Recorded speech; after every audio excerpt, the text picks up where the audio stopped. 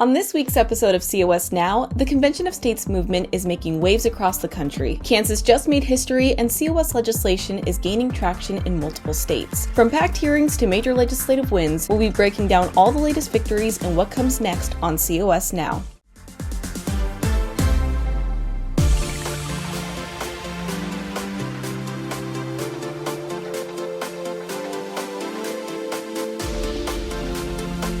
What do we want? When do we want it? Now!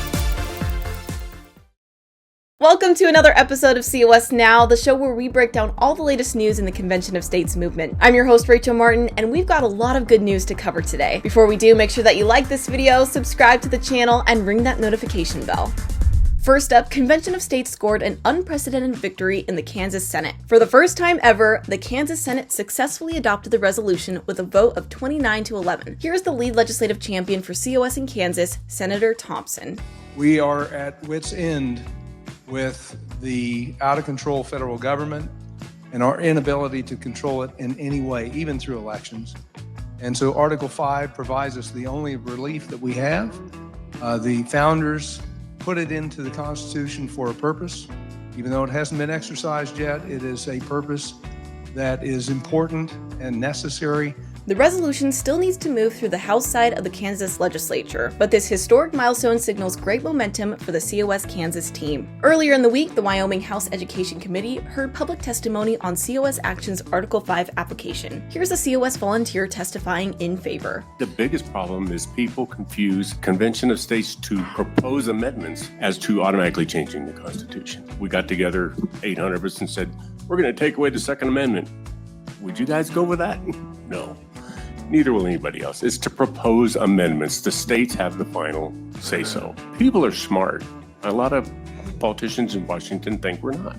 People are. And when you get them together, we come up with good ideas. And this whole thing here, it literally is just to get us together to propose amendments to help control the federal government. Unfortunately, we received word late Friday night that the Wyoming House voted down COS by a vote of 25-32. The COS Wyoming team got so close to victory, and we want to congratulate them on their progress. Their hard work is sure to pay off in a future session. Meanwhile, on Wednesday, the Iowa House State Government Committee also advanced our Article 5 application to the House floor with a vote of 10-7, clearing the way for debate in the full Iowa House. Later that day, a committee in Nebraska heard from the public on why the unicameral should pass a clean resolution with no expiration date. COS President Mark Meckler was on the ground in Lincoln to provide expert testimony. Y'all passed this particular application several years ago, and the intent to be here today is to remove the sunset clause. There are several states that passed this application with a sunset clause: Missouri, Oklahoma, Texas. Missouri and Oklahoma have both removed their sunset clause. Texas is in the process, I believe, will remove their sunset clause this session. The reason for that is we believe liberty never expires, first of all, and this is a fight for liberty. It is a fight to rebalance the jurisdiction between the federal and state governments. But Rhode Island wouldn't allow the Midwestern states to have all the action. On Thursday evening, COS supporters showed up at a legislative hearing in consideration of our Article 5 application. To cap off the hearing, a brand new supporter had this exchange with the committee. I had not heard about this before, so when she just gave those stats of 59% of people, I wasn't even included in that. I fully support this. I think this is a great, I hadn't heard about it before. So I think if more Rhode Islanders heard about this, more Rhode Islanders would be writing into their senators and their reps in support. Somehow we need to get these guys on TV.